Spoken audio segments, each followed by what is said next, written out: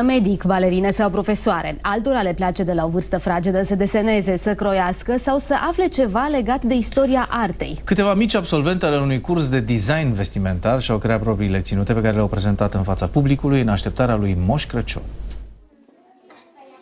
Talentul de a crea o ținută deosebită nu ține de vârstă. Au demonstrat-o mai multe eleve de la școala primară pe care dorința de a străluci în perioada sărbătorilor le-a adus împreună la un curs de design vestimentar. Vreau să spun despre istoria costumului că pe atunci, în antichitate, nu existau croieli, exista doar drapaje. Este inspirată din anii 60 și este ținută rock and roll. Mă inspir de aici, din zona aceasta, că îmi place foarte mult cursul și văd la fiecare fetiță tot felul de modele extravagante. Întotdeauna mi-a plăcut să creez, întotdeauna, cam de la 5 ani creez rochii. Și acum câți ani ai? Acum am 9 ani și încă mai îmi place să creez și chiar vreau să mă fac, poate chiar o designer de modă. Întotdeauna iau ceva de la ceva, dar îl schimb, pentru că altfel nu poate să fie creația mea.